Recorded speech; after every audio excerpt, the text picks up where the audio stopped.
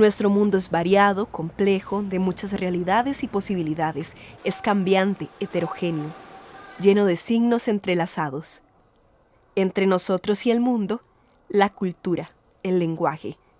Yo soy Gaby y en esta ocasión investigo sobre el poder del uso creativo del lenguaje para transformar nuestra realidad social. Para ello, me encuentro con Mauricio Molina, director de la Maestría en Ciencias Cognitivas de la Universidad de Costa Rica, quien me explica sobre la creatividad y su uso en el día a día para afrontar problemas. Además, conversamos sobre la diferencia entre el pensamiento divergente y convergente. Ya hace bastantes años, como a mitad del siglo pasado, el psicólogo Guilford se centró en el tema de los tipos de problemas que existían, solución de problemas, y consideró que había al menos dos tipos de problemas. Unos problemas que exigían pensamiento convergente y otros que exigían pensamiento divergente. Básicamente la diferencia sería que en algunos problemas uno sabe exactamente hacia dónde va la solución. Mientras que hay otro tipo de situaciones que también eran vistas como problemas a resolver en la psicología, en las cuales uno no sabe hacia dónde va a ir el problema. Son cosas que no tienen una solución simple. El pensamiento divergente, según esta posición, sería lo que tiene que ver con la creatividad. Yo te puedo decir también lo que creo que no es la creatividad. Muchas veces uno se imagina la creatividad como creación de la nada, es decir, como el término de crear algo que no tiene ningún antecedente, y eso creo que no existe dentro del ámbito del quehacer humano. Pero también es cierto que cada uno de nosotros tiene sus procesos creativos y a cada rato no es un fenómeno extraño, no es algo que no sucede todo el tiempo. Realmente nosotros en nuestra habla cotidiana, en los chistes que hace la gente, en muchas otras manifestaciones, está mostrándonos efectos creativos. Pero efectivamente todas las actividades humanas están permeadas, digamos, por procesos creativos. Si no, el mundo no cambiaría, no hubiera, digamos, modificaciones, desarrollos, etc.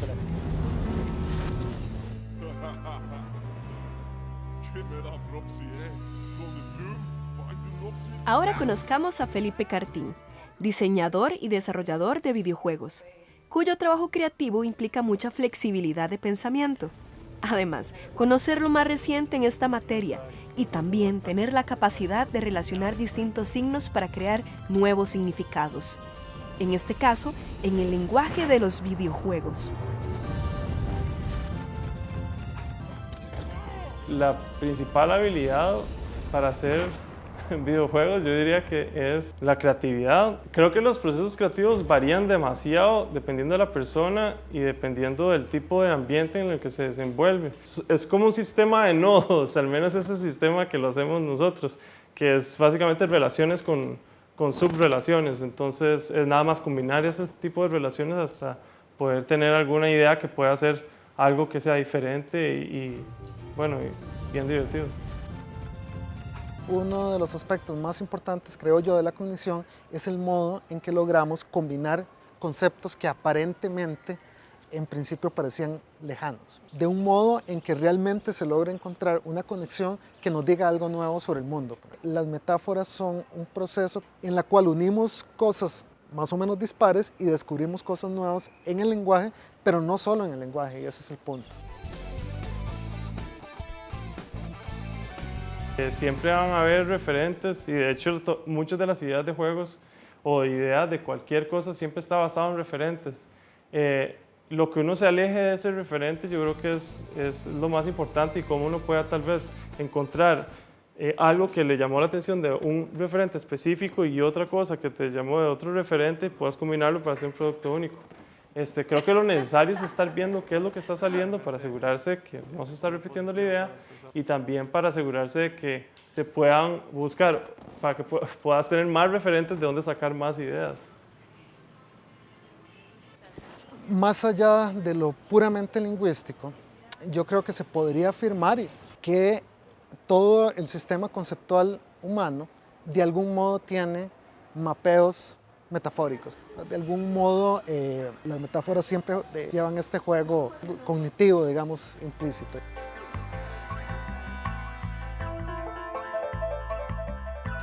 pero culturalmente tenemos diferentes metáforas. Incluso podríamos pensar en cambiar nuestras metáforas. Ve que diferentes momentos en el desarrollo de la literatura logra de algún modo cambiar ciertas ideas y creo, como te decía, que efectivamente la pluralidad de discursos que tiene la literatura es algo muy rico y muy positivo a nivel social, digamos, a nivel de la humanidad. Y bueno, y poco a poco han ido evolucionando, sí, y ahora más bien empiezan a abarcar un montón de áreas, ya sea de géneros, de estilos y también de intenciones, ¿verdad? De hecho, una de las áreas que más me llama la atención es juegos sociales, que son no necesariamente sociales, que involucran a varias personas comunicándose, sino que tienen un impacto social, que sean juegos que sean crítica, que sean juegos que traten de dar un social awareness, como para que conozcan de algún tema en específico. Es una herramienta más y cada vez se va a convertir en algo más del día a día.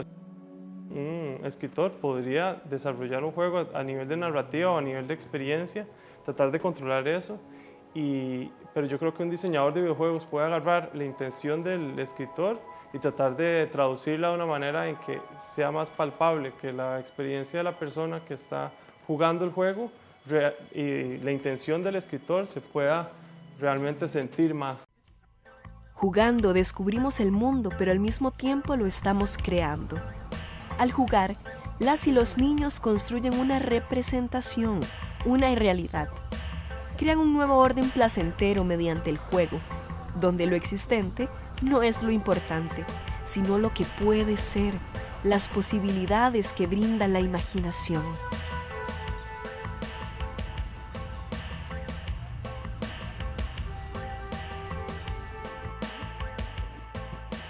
Hola Gaby, ¿cómo has estado? Qué gusto verte. Un placer. Igual. Adelante. Gracias. Hay algunos antropólogos que han hablado, ¿verdad? Que el ser humano es un homo ludens, ¿verdad? Es un hombre que juega, ¿no? La especie humana inventó el juego. Al inventar el juego inventó la fiesta, inventó el baile, inventó el canto, inventó los poemas, inventó los trajes, los adornos, en fin, la bisutería, la cosmética. Y de eso, por supuesto, no se pone al margen el lenguaje. La literatura, en cierta medida, es para imaginar, para fantasear, y si se quiere, yo no sé si te lo puedo decir así, si se quiere, para jugar.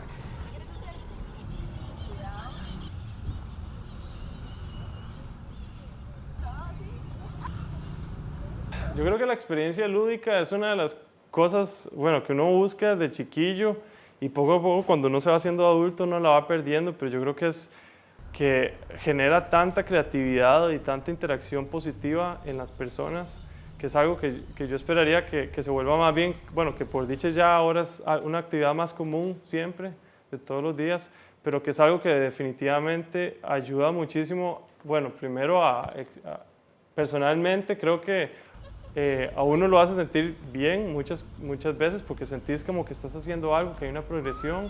Creo que se puede ayudar a hacer relaciones sociales muy positivas y sobre todo puede ayudar también a generar historias y momentos y de nuevo experiencias entre diferentes personas.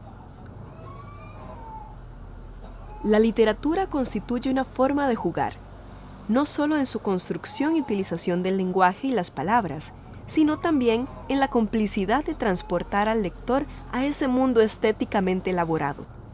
El arte y la literatura muestra otra imagen de la realidad social que puede modificar la percepción del lector.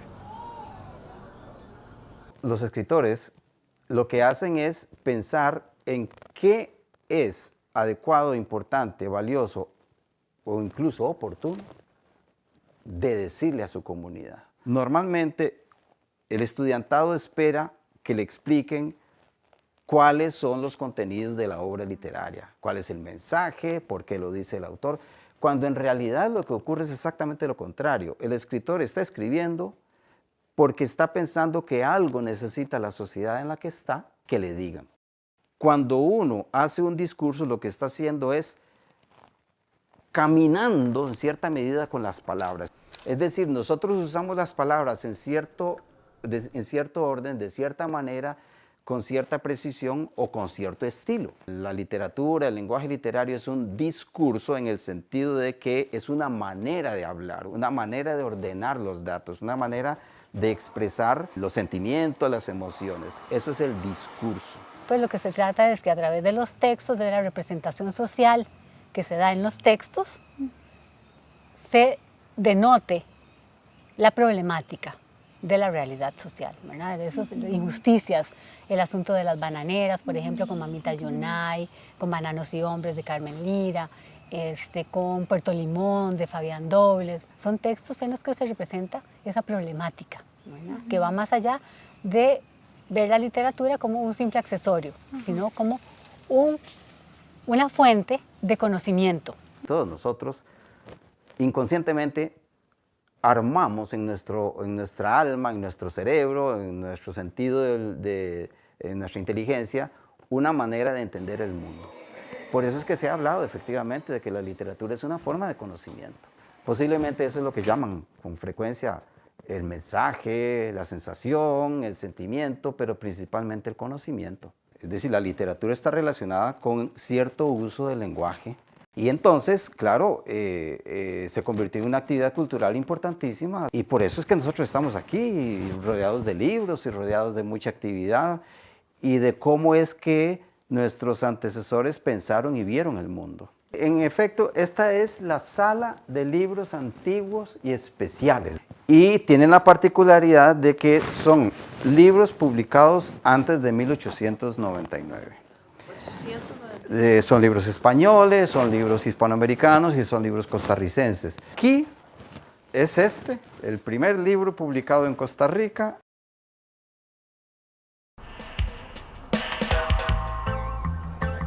En la literatura y el arte, la forma como se presenta el contenido es mucho más importante que lo expresado. Se preocupan por el cómo se dice.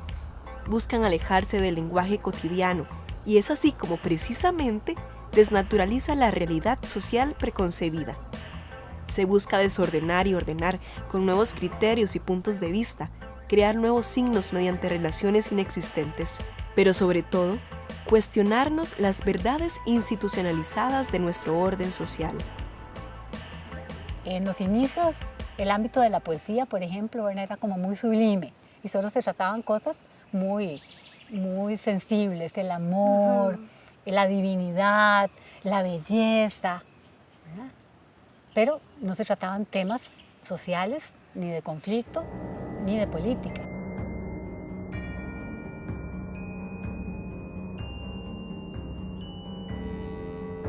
Creo que uno podría decir técnicamente todo lo que es ficción está inventado, es mentira.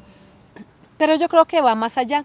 Los griegos decían que la filosofía es superior a la historia porque la historia ya pasó y la filosofía tiene que ver con lo que va a pasar después.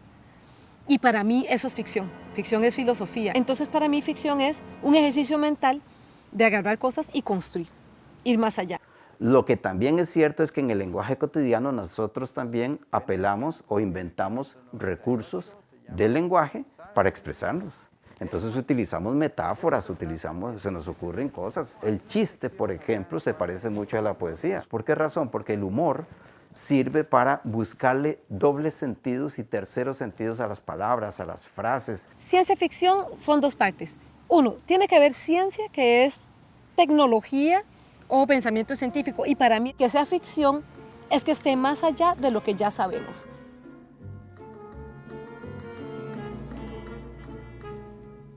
Lo que ciencia ficción siempre trabaja son arquetipos. La vida, la muerte, el bien, el mal, el inconsciente, el miedo al futuro, muchas veces la conciencia culpable. Hice algo, no lo pensé bien y ahora pasó todo esto y es culpa mía.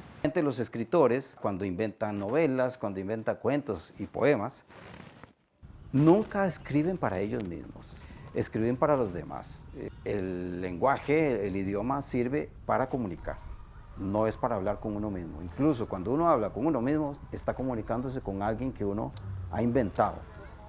Y entonces los escritores quieren dar lo que habitualmente se dice un mensaje, es decir, un contenido, unas ideas, a veces unos consejos, pero principalmente fantasía.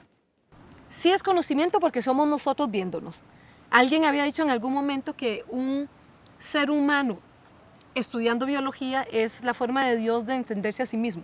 La ciencia tiene sus propias reglas. Entonces la ciencia dice, yo voy a ver esto y no voy a pasar de aquí. La ficción no tiene eso. Creo que el punto es, siempre escribimos dentro de lo que conocemos y automáticamente de los miedos y esperanzas de nuestro momento. ¿Verdad? Al respecto hay por ahí un dilema. Hay mucha gente que dice la literatura no es útil porque no nos aporta conocimiento realmente funcional, ¿verdad? No es como el conocimiento matemático, científico, médico, tecnológico, pero es un conocimiento social que le permite al lector y le permite al escritor dar cuenta de una realidad, ¿verdad? Enterarse de qué es lo que está pasando con nosotros. Entonces, en ese sentido es muy útil, ¿verdad? Porque entonces, como lector, uno lee la obra y tiene la potestad de decir, ok, la entendí, esto es lo que está pasando, me identifico, me gusta, no me gusta. Si me gusta, maravilloso, ¿cómo puedo aportar más para que siga así? ¿Verdad? Pero si no me gusta, como ciudadano tengo un deber social y moral, ver qué hago para cambiarlo. El juego, la creatividad y el arte constituyen componentes que revolucionan el uso del lenguaje. Pueden generar cambios en cómo concebimos nuestro orden social, ponerlo a disposición de un modo de vida que se caracterice por la solidaridad y el humanismo, un mundo que acepte la diversidad social y las múltiples realidades, que facilite la participación de las personas en la toma de decisiones en su comunidad, un mundo que a través de nuestro lente permita una convivencia social armoniosa.